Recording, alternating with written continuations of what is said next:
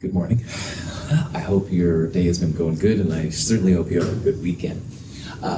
Wanted to announce once again that this upcoming Monday for lab,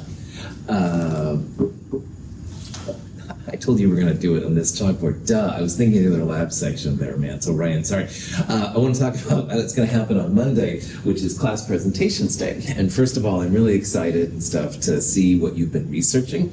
I've seen a couple of previews and it looks really, really awesome. So I want to talk just a little bit about how that's going to work. So Monday in 2501, not 1303, sorry about that, you'll turn in the empirical formula lab that we did this week. That's no big deal.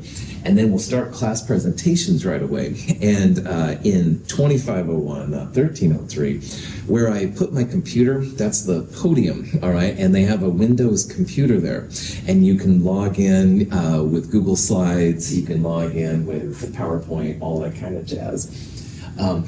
You don't have to use a computer for your presentation at all, though, either, if you don't want to. You're welcome to just get up and do what I call chalk talk, which is maybe once in a while write something on the board, maybe not, all right? That's totally fine. Some people are going to make little poster boards. Cool, all right? Do whatever is good for you. And your presentation should be about 5 minutes long on your element. It can be on anything. I would try and focus on the things that you found interesting, because probably if you found it was interesting, then other people will too, kind of thing. Several questions about the order. So in 2501, not 1303, sorry again, Ryan. In 2501, immediately behind the podium, kind of where I put my computer, there's a far right-hand chalkboard. And up there, I'll put literally 1, 2, 3, 4, 5. And if you want to be one of the first people to present, be there on time, don't be late, sign your name up in one of the first ones, and you'll be one of the first people to go. On the other hand, if you want, you don't have to put your name up at all. Eventually, I'll volunteer you to present. It should be pretty chill, but that'll be the order that we follow, all right? And it's really fun. We won't do a lab afterwards, so there is one more lab, but we'll do that the week after Thanksgiving, the net ionics lab. So we'll only do the presentations that day. You'll turn in your final class presentation paper. Questions, any of this kind of stuff? While you're presenting, there is a class presentation reviewer guide, I think. This is something just to make you write things while you're watching the presentations. I believe strongly that when you listen and write, you remember things better. So this is your instructor's cheesy way to help you remember some of the things about your presentations. You'll turn that in at the end. I will hand this to you at the beginning of the class presentation period. You don't have to bring one with you. If you do, it's fine. Trying to think of.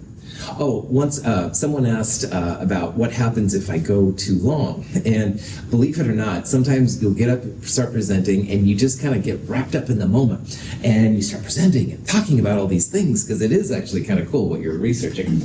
If I happen to say, hey, wrap it up in a minute, that doesn't mean I don't like your presentation. I want to make that very clear. It just means that in order to get through all the presentations, we've got to start cutting it down. And if I say wrap it up in a minute, and you do wrap your presentation up in a minute, no harm, no foul, no points off, all is well. Once in a while, so I've said, hey, wrap it up in a minute, and the person just keeps on talking, and that's where some points might come off. But if I say it to you, please don't take it personally, and if you do wrap it up in a minute, all is well, no problem. Any questions?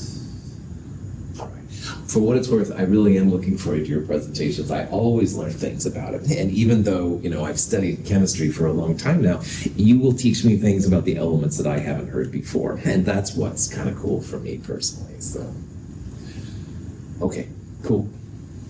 All right. I'm still in the process of getting the perfect version of chapter 6 down, and so I did make a few more changes to this section, and I apologize. This section is a lot different than what it used to be last fall in Chem 221, so that's why I'm kind of struggling. But I think now I've got the final version, and I'm happy. But again, if I start moving too fast or anything, just say, hey, wait up, and I'll go slow. I think we looked at this example on Wednesday. We're starting to talk about the concentrations of solutions. And in the whole world, there's solids, liquids, and gases, at least on the Earth mostly. Solids, liquids, and gases are great, but in chemistry, a lot of times you have a lot of different reactivity pathways available to you if you place something in water to make a solution. So down here in the lower right-hand corner is a picture. This could have been our copper chloride that we used on Monday. And if you place it in water, it makes kind of a cool blue solution. So a solution has a whole different reactivity arena than solid would, or the pure liquids, or the pure gases. And that's what's kind of cool. Now, just like if you put sugar in water, all right, you put a little bit of sugar in and it's a little bit sweet, but you put a lot of sugar in and it's really, really sweet, and you have to find kind of the ideal version for whatever you're doing. Chemists need a way to talk about how much of the exciting part you have in your solution. And so, like we talked about then, chemists will use what's called molarity. And molarity is kind of the king of the concentration units. A lot of times when a chemist will say this is the concentration, they're referring to molarity. But there are other kinds of concentrations. We'll see some this quarter and some next quarter. But most of the time, molarity is going to be the big one. You want to make sure you use a big M. There's another kind of unit that uses a small m. So if you're using molarity, make sure that you use a capital M to talk about what's going on. So molarity is just a number followed by the big M, and molarity stands for moles of solute over liters of solution. So one thing we looked at on Wednesday was how solute is kind of the exciting part of a solution. So if you're making a sugar solution, sugar is the exciting part. It's what gives the taste that you look for. So the solute is, I always think of it as the more exciting part. The solvent is the other component of a solution. Solvent, for example, water, the solvent's phase is kept in the solution. So in this example, you're taking a solid, you're placing it in a liquid, and the solution looks like just a blue water, if you will, all right? So the liquid phase is what you see in the solution. That's what the solvent is. I've never been totally happy with either of those definitions, but that's kind of the way to think about it. So solution will be solute plus solvent, all right? Solvent is the same phase as it was when it was pure. Usually solutes are solids dissolved in water, in our case. However, in the real world, you can have liquids and liquids, all right? You can have gases and liquids, gases and gases, solids and solids. There's lots and lots of different examples. But most of the time in our class, we're going to have solids dissolving in liquids to make solutions. The idea of the unknown compound lab had several solutions where you had a solid phase, but then you also had the same thing as a solution. Any questions on that? Yeah. Right. So kind of like in our lab, if you were to put a solid into a liquid and the liquid starts to solidify, would you consider your solvent then? Yes, that's right. One time I read about a situation like that actually, where the solid, the whole solution became a solid and stuff. So that does happen, absolutely. Solid solutions are a little messier because you can't mix them very well. Solutions, when they're liquid, you can stir really well, which is really cool. But they do exist, Ryan, absolutely. We probably won't see any of this set of classes, but you bet they exist. Good. Other questions? All right.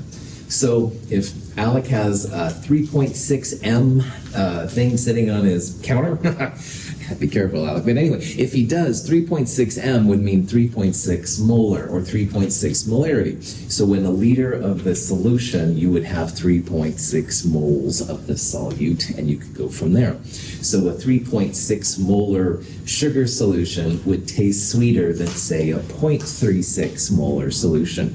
The bigger the number, the more solute, the more of the exciting part you're going to have. To prepare a solution of known concentration, Sorry about that. we must first weigh the solute. We need an accurate volumetric flask designed to hold 250 milliliters. We first add the solute to the empty flask. The flask is filled about halfway with water and mixed to dissolve the solute. We add water in stages. Combining all the solvent with the undissolved solute in one step can lead to inaccurate measurements. We mix again. The solution is prepared. The stockroom makes all of the solutions we use in lab, and when they do it, they have like a recipe, and the recipe usually says put so many grams of something in so much volume, all right? And that's how the solutions are created. Now, as a chemist, you might want the actual moles that are involved, and we'll see some examples of this coming up. So in this example, we're taking 5 grams of this solid compound. This is nickel 2 chloride hexahydrate, and we're putting it in enough water to make 250 milliliters of solution. And in the video, there was a little line on the top of that volumetric flask. If you fill your liquid right up to that, you have lots and lots of sig figs. It's better than using a beaker. Maybe not as good as using a graduate cylinder, but it's really good. So in this problem, we can use this information to calculate the molarity, how many moles per liter there are. And we looked at this on Wednesday, so again, I'm kind of going all over the place on these notes, I'm sorry. But you're taking the grams of solute, 5.00 grams, and we need to place them into moles. So we need the molar mass. So if you add up a nickel on the periodic table, 58 or so, with 2 chlorines, and also then 6 waters, if you add all those numbers up, you get this number, 237.7 grams per mole. Remember that everything from the periodic table, when you use those red numbers, those are molar masses. It's a way to go from grams to moles or moles to grams. So in this case, we want to take our 5 grams, turn it into moles, 0.0210 moles of nickel 2 chloride hexahydrate. Once we have that, we can actually calculate the molarity, because molarity, the big M, moles of solute on top, liters of solution on the bottom. And also, like we talked about on Wednesday, 1,000 milliliters per liter is going to be super helpful for the stuff we're getting into. So if you have 250 milliliters, you can divide it by 1,000. That means moving the decimal over to the left 3 places. If you like that way of doing things, cool, and if you don't, it's no problem.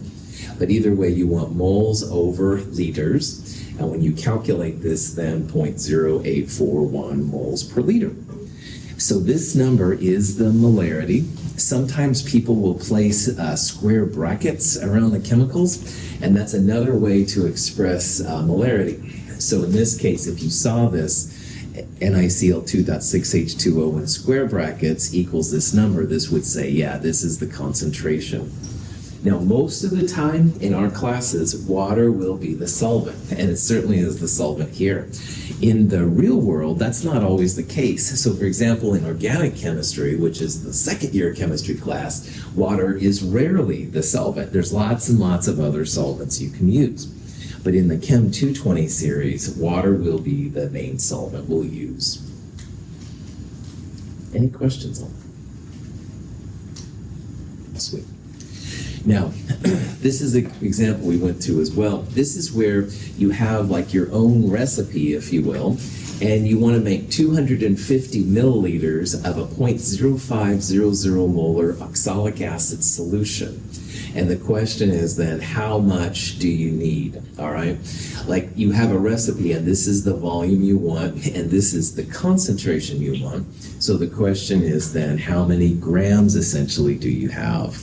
Well, in molarity, the big M is moles over liters, all right? So whatever number you have, for example, this number, this would mean 0.0500 moles per 1 liter. 1 liter would be on the bottom. So if you turn your volume into liters, again by dividing by 1,000, molarity times the volume in liters will give you the moles. And from the moles, you can then use the chemical formula to find the molar mass in order to find the grams. So in this example, let's take the molarity, 0.0500 moles per liter. We'll multiply it by the liters of solution, because that's what the units of big M are. Notice instead of big M here, I wrote out moles per liter to show you that the liters would cancel. In this example, we need 0.0125 moles of oxalic acid, which you could buy at the store. Now, oxalic acid has 2 hydrogens, 2 carbons, and 4 oxygens. So when you add all of those up together, the molar mass of oxalic acid comes out to be 90.00 grams per mole. And if you take that conversion, you can convert your moles into grams. And again, this just came from the periodic table. You should see that you need 1.13 grams of oxalic acid. So in this problem, I would measure out in the scales like we did for the empirical formula lab, measure out 1.13 grams, place it in enough solution to make 250 milliliters of volume. That's going to give you your 0.0500 moles per liter. So it's pretty chill. This is again what the stockroom does, and once you figure it out, it's not hard. It does take a little bit of calculation to figure out exact quantities, but cool. Questions on that?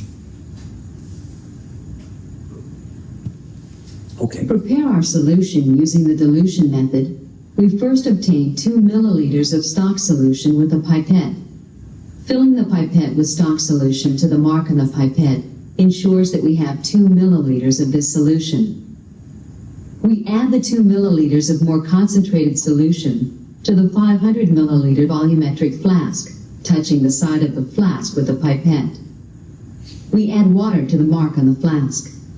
After mixing thoroughly, we have exactly 500 milliliters of a solution with a concentration of 1.60 times 10 to the minus 4 moles per liter. In the real world, most of the time, people will have so much solid that they measure on a scale. They'll then place it in so much solvent to make their solutions. So the oxalic acid thing we just went through is most of the time what people will do. However, there are lots of chemicals that come not as solids, but actually as very concentrated liquids. And it includes a lot of acids and bases. So HCl, sulfuric acid, sodium hydroxide. A lot of these things, they don't ship them as little pieces that you place in water, but they'll actually ship them in a really concentrated version. And they're very, very strong. So like, for example, sulfuric acid comes as an 18 molar solution. And oh boy, that's powerful stuff. So you got to be very, very careful. So if you're in the stockroom or you have the stuff, usually the concentrated version is way too strong for what you need. So you can also prepare a solution through dilution, i.e. adding so much water to your concentrated solution in order to make something that's less concentrated. And in this picture and this picture, this one's a little better, you can see how this one has a really intense color. All right, so that's a real concentrated solution. As you add water, then the color becomes less intense, all right, more dilute color. That kind of shows you, in this case, visually what's happening.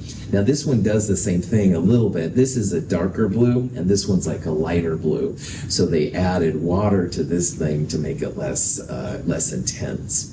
So actually then in the chemistry world, diluting solutions to make something less concentrated is actually fairly common. And that's why we're going to go through some examples here. It's not hard or anything, but if you want a chemical reaction which will actually do something that's cool, a real world example of how this affected me, I was teaching a Chem 104 lab one time, and it was a night lab, and we ran out of sulfuric acid. And I said, oh, no problem, I'll just take some concentrated stuff and start diluting it.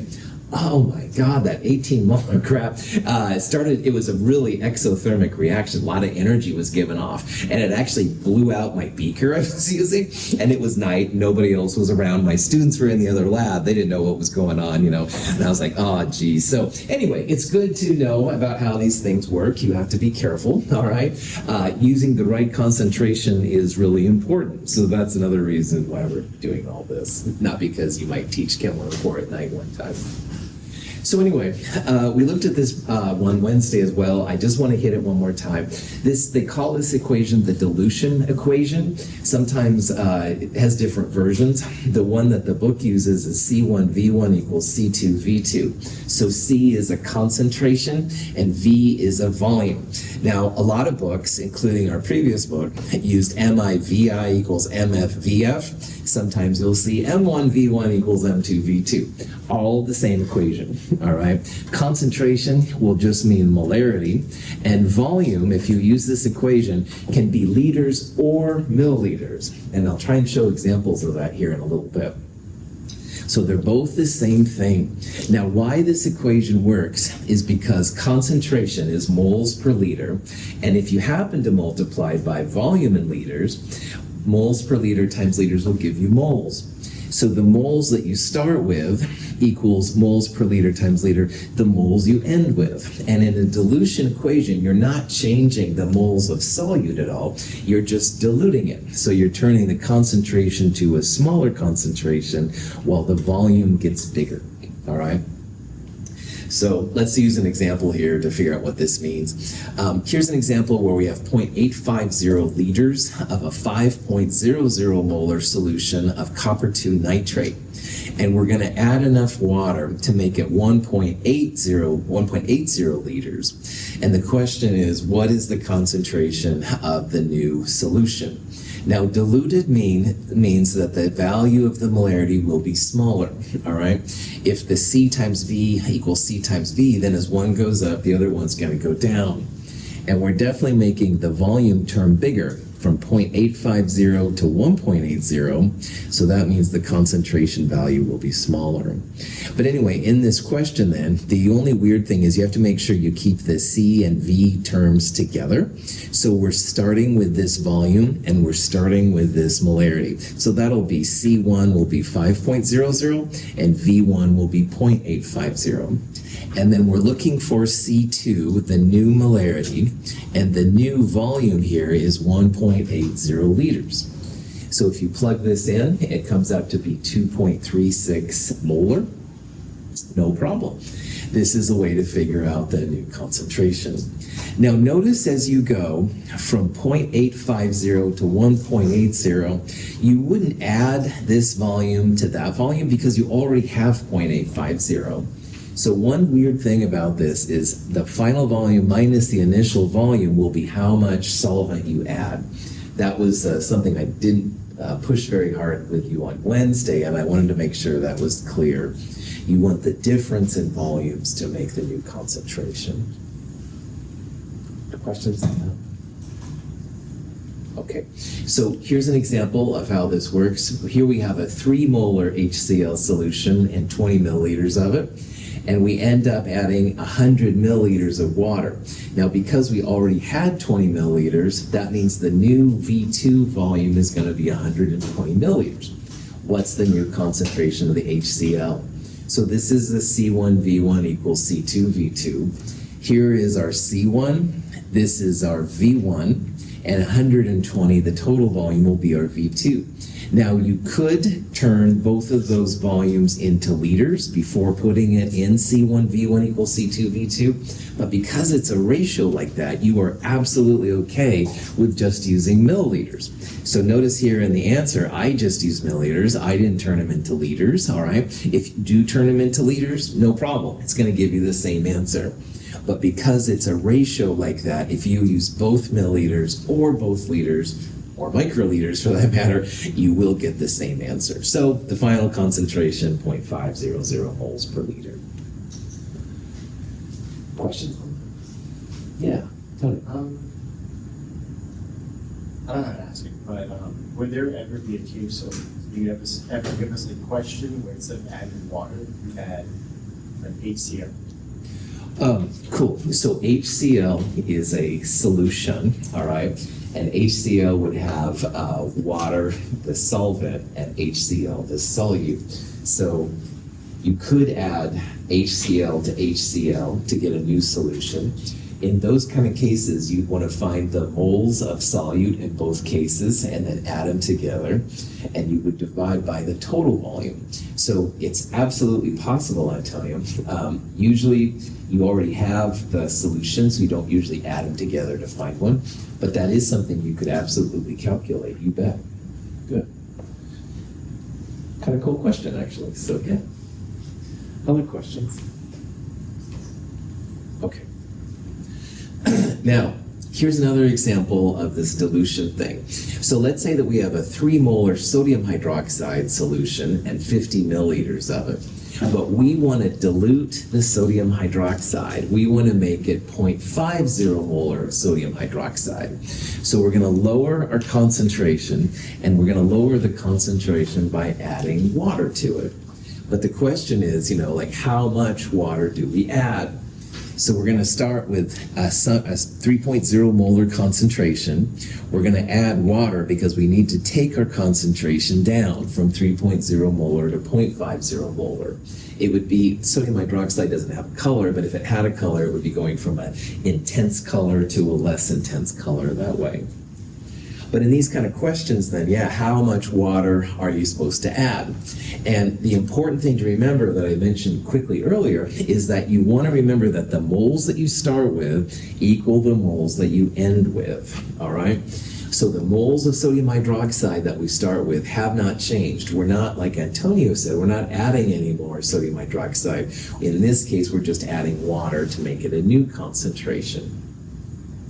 And it's not too bad. Now, this little picture right here, the yellow dots on the little beaker are actually equal to the yellow dots in the bigger beaker. It's kind of hard to see. The idea there is that the yellow dots would represent the moles, okay? And the moles haven't changed, but we're giving each mole like more space around it. That's what diluting it means. When you have a smaller concentration, that's kind of the idea. Now, in this kind of question, we'll also use C1V1 equals C2V2. But to kind of highlight here what's going on, I'm going to first solve for the moles. Now, in the big picture, you don't have to do this, but in the way I'm doing it, you can see I took the moles per liter that we started with, 3.0 moles per liter, and I multiplied it by the volume in liters because I wanted to show you that we have 0.15 moles of sodium hydroxide total, and that's not changing. Now, we want to make our sodium hydroxide end up as 0.50 moles per liter.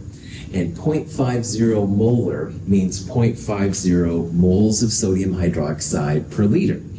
So if you take the moles of sodium hydroxide that you have, and you essentially then realize that your final solution is going to be the same amount, that 0.50 means moles per liter. So take the moles of sodium hydroxide that you have and essentially divide it by the new molarity. So it's like C1V1 divided by C2. That's kind of the idea, all right? And if you do that, you see then it comes out to be 0.30 liters. And if you multiply by 1,000, that means it's 300 milliliters. And this number, again, is the final solution value. So since we already had 50 milliliters present, we're going to add 250 milliliters of water to the 50 milliliters to give this new total volume, all right? So if you want to take this sodium hydroxide from 3.0 down to 0.50 moles per liter, add 250 milliliters of water, the total volume will be 300 milliliters. Your concentration has been diluted. Any questions? Now, in reality, with a problem like this, where you don't need to show the moles, you could have went C1 times V1 divided by C2. So you could have taken 3.0 times 50 milliliters divided by 0.5 moles per liter to get the 300. But again, I want to show where this is all coming from, and I definitely want to highlight that you need to subtract out that initial volume just to make sure you have enough. So, questions? Okay, so here's another question you might see. This is an HCl solution now. The 0.25 molar HCl, there's 60 milliliters of it. And we're going to intentionally, hopefully, place it in a 500 milliliter flask and then add water to make it get up to that volume. And the question is, what is our new HCl? Well, in this case, we're going to go from a concentrated version to a less concentrated version. If the volume goes up, i.e. 60 to 500, then that means your concentration is going to go down. It's going to be a smaller number. So to figure out what that is, I would take C1 times V1 divided by V2. 0.030 moles per liter is the new concentration. Any questions? Cool. All right, Now, molarity is the king of the concentration units by far, but there are other kinds of concentration units. And I want to just buzz through a couple here that are not only in the textbook, but they are actually things that show up in the real world. In Chem 222, we're going to see some very specialized solution concentration types that will help us do some cool things in the lab, but that's for later. Anyway, so what we're going to look at here real briefly are three types. They're called mass percentages, volume percentages, and parts per million, all right? And some of these we've already kind of talked about, but this case it relates to solutions. So for example, a mass percentage, when it comes to a solution, it's usually the mass percentage of the solute, which is the exciting part. So if you take the mass of your solute, the component you're looking at, divide it by the total mass of the solution, which would be both solute and solvent probably, multiply it by 100%, totally cool. Sometimes people will use volume percentages. This is kind of a cheesy unit in my opinion, but sometimes in the heat of the moment it can be helpful. If you know how much solute you have as a volume, you can divide it by the total volume, like solute plus solvent times 100% to give volume percentages. In these classes, I'm trying to steer you exclusively towards mass percentages, and that will include mass of solutions. But if you do see a volume percentage, that's how it would work. I'll show an example of how this goes. These are pretty chill usually. In this case, we have 25 grams of sodium chloride and 55 grams of potassium chloride, all right? And we're mixing them together. So this would be an example of a solid solution now. But the question is, what is the mass percentage of sodium chloride? All right, well, like most of these percentages, it's going to be the grams of what you're excited about. In this case, sodium chloride, I don't know if that's exciting, but that's okay. We're going to divide it then by the total amount that's present, which would be 25 sodium chloride and 55 potassium chloride, and multiply it by 100%. So mathematically, this is what it would look like. The grams of what you're looking for, grams of sodium chloride, divided by total mass, 25 plus 55, multiplied by 100%, 31.3%. Questions on that? Cool. Most of the time, mass percentages and volume percentages would not be more than 100%. That usually implies some type of contamination or something. So that would probably not be the answer if you needed to quickly disregard some of the possible choices. So. All right, here's an example of another type of mass percent. This is used in medicine sometimes.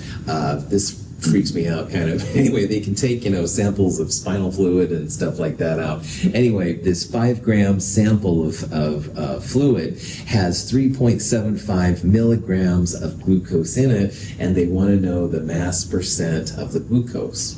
All right, no problem. This is the glucose is apparently the exciting part, so that'll be in the numerator, and the denominator will take the whole sample mass. Now we need to turn milligrams into grams first. How many milligrams in a gram? 1,000, right on, yeah. So we're going to convert milligrams to grams by dividing by 1,000. We'll then divide it by 5 grams, multiply it by 100%. Pretty chill. So 3.75 divided by 1,000 will give you the mass of the glucose in grams. We'll divide it by the grams of the spinal fluid, multiply by 100%.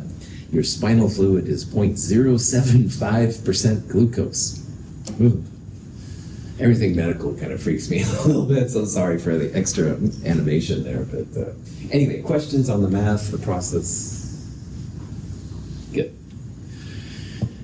Here's an example of a volume percent, just to show that these things exist, I guess. Anyway, this car person has 50 milliliters of ethylene glycol, and the radiator already has 120 milliliters of water. Ethylene glycol and propylene glycol are used to keep your radiator from freezing when it gets really cold. So in this question, it says, what's the volume percentage of your ethylene glycol? Well, like before, it's going to be what you're looking at on top divided by the total in the bottom. But the difference here is that now we're using volumes in milliliters. So you'd have 50 milliliters of the good stuff, what you're looking at, that'll be the numerator. And in the denominator, you'll put the water plus ethylene glycol, which in this case is 170 milliliters. Multiply it by 100%. This comes out to be 29.4%. If you have a volume percentage, you're supposed to put volume percentage or some kind of unit next to it. If you see these, you'll know how to deal with them. But again, we're going to try and stay away from these most of the time because it's just more fun than we need. Questions except for the more fun part? Good. Parts per million, though, is something that you'll see sometimes. If you ever go to a government thing where they're talking about environmental quality, so for example, City of Troutdale has a water analysis that comes out, and they a lot of times have parts per million values on there. Parts per million can be cool. Parts per million is just a cool way to represent very, very, very small amounts of solute in solvent, all right? So if you see a parts per million, it's going to be a small amount, all right? And a lot of times in parts per million, because it's so small, if water is like the solvent, which it usually is, they will assume that you have a density of exactly 1 gram per milli. Now, of course, as we saw in the density lab, that's not really a very good assumption. However, because the solutes are so small, it tends to work out pretty well. So, parts per million will be the grams of your solute, the stuff you're looking at, divided by the grams of the total solution. And a million is, a million is 10 to the 6, so they'll multiply it by 1,000,000. So you must have very, very small amounts of solute relative to solution if you can multiply by 1,000,000 and still get a reasonable number. And I'll show some examples of how this works out in a little bit. You could also have, for example, a parts per billion.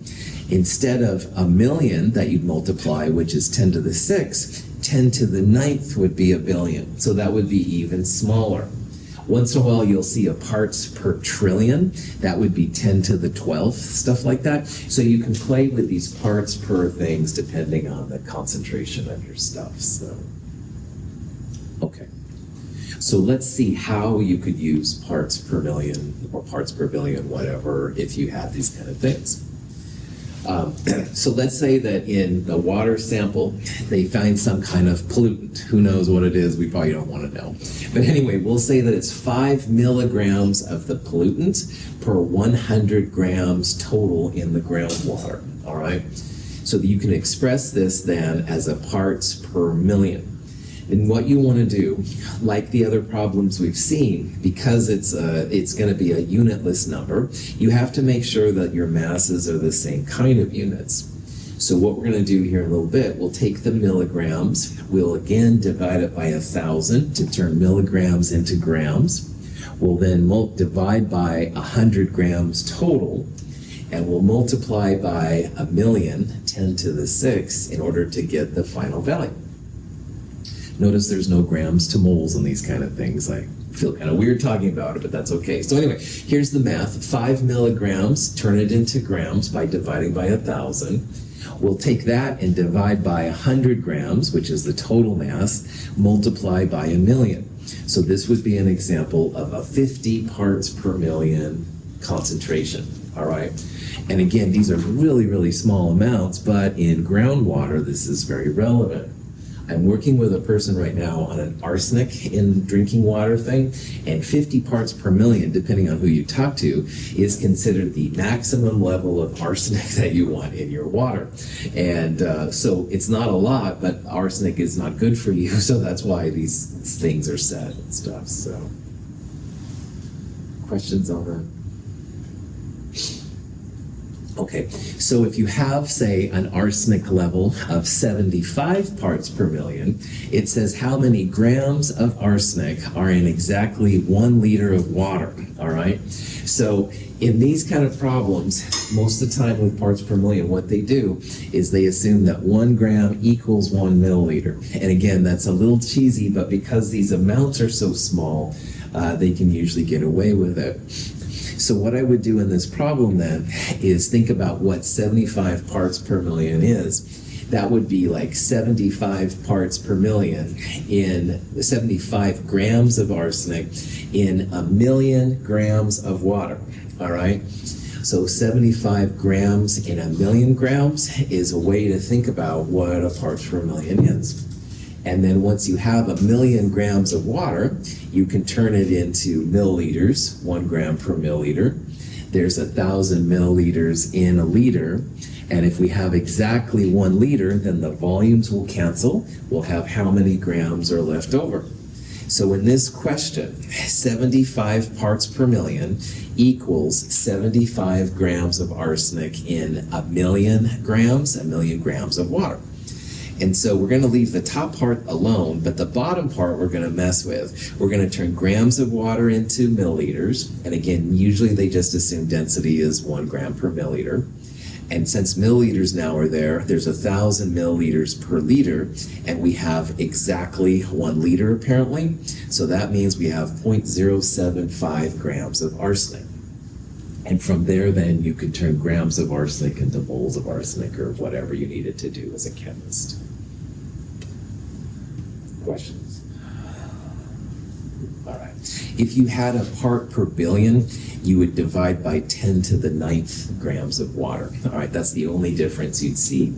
And the other types of things, you'd have appropriate pieces. Okay.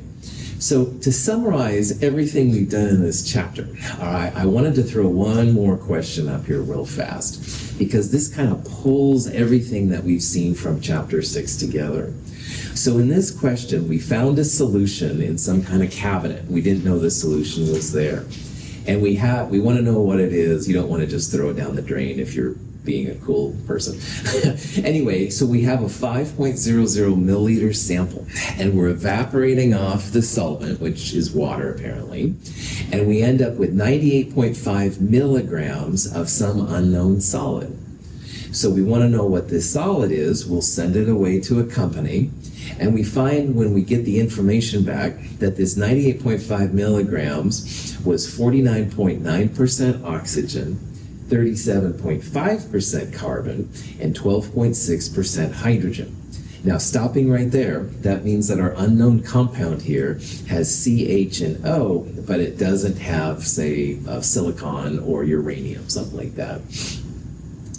And then we also find that the molar mass of our compound is 32.04 grams per mole. So from this information, we can calculate the empirical formula of this compound. We can find the molecular formula of the compound, what it really looks like. And finally, we're going to use all this information and calculate the molarity of the solution. So EF and MF were from the first part of chapter 6, and now molarity is from the second part of chapter 6. But this is just a practical example of something you might do. Now, to solve this problem, what we're going to do is we're first going to find the empirical formula of the compound. I would recommend assuming 100 grams total.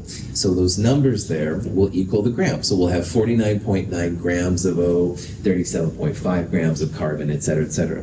We'll turn all of those grams into moles. We'll then compare the moles to each other to get the smallest whole number ratio of atoms, the empirical formula. Once we have the empirical formula, we'll find the molar mass of the empirical formula. We'll compare it to the molar mass of the whole thing, 32.04, to find the molecular formula, what it actually looks like in solution. And then finally, we're able to use the 98.5 milligrams in 5 milliliters, and the molar mass, we can calculate the molarity. So this is kind of like a 3-step problem to figure out how this all works. Any questions? Okay, so this is all the information up there, just in smaller font. So the first thing what we're going to do, we're going to assume we have 100 grams total, because we want to find that empirical formula. So 49.0% oxygen becomes 49.0 grams of oxygen. Same thing for carbon and hydrogen. We're going to take all of those numbers and turn them into moles by dividing by the molar mass. So oxygen is about 16 grams per mole, carbon 12.01, et cetera, et cetera. So these numbers right here are the moles of the compounds in this percent analysis. And this is a type of a formula, like it's C3.12, O3.06, H12.5, but it's really ugly. So what we'll do is we'll take all those numbers and divide by the smallest number. So 3.06 is smaller than these other numbers. So you can see here I took whatever number was for the element and divided it by 3.06. That came out to be exactly 1 oxygen, 1.02, pretty close to 1. And the hydrogen ratio came out to be almost 4. So CH4O is the empirical formula of the compound. In the empirical formula lab, you're going to have copper, chlorine, and water. You're going to find the moles like this. You'll compare the moles to each other to find the empirical formula. Any questions? Okay. Now, when you find the molar mass of the empirical formula, the molar mass of CH4O, we'll compare that then to the molar mass of the whole thing. So 1 carbon, 4 hydrogens, and 1 oxygen. Here's the values to the hundredths and stuff. So 12.01 plus 4 times 1.01, etc. It comes out to be 32.05 grams per mole. And if you compare the molar mass of the molecular formula, which is the number that you get from an experiment, divided by the molar mass of your empirical formula, you're always going to get a whole number ratio. All right, it will never be 1.5 or 2.3 or something like that. Always whole numbers. So in this case, it's definitely like 1. So that means we have 1 empirical formula in the molecular formula. So CH4O is also the molecular formula of this compound. And I just wanted to highlight that sometimes empirical formulas and molecular formulas are the same. Like water H2O, you couldn't make that whole numbers any smaller without getting to H1O.5. Chemists hate fractions. So that would be an example where EF and MF are the same. This is an example where EF and MF are the same. Any questions on that? Sweet. All right. So now we've got the empirical formula, we've got the molecular formula. The last thing we need to find then is the molarity of the solution. And molarity, once again, is moles of solute over liters of solution. Now, if you look back at the original data, they had a 5 milliliter sample and it had 98.5 milligrams in it. So what we're going to do in the next slide, we're going to take the milliliters and turn it into liters. We'll take the milligrams, turn it into grams first by dividing by 1,000, and then we're going to use the molar mass of the compound, 32.04, to find the moles. And then moles divided by volume in liters will give you the molarity. So we're back to those original values, but we do now have the molar mass of the whole thing.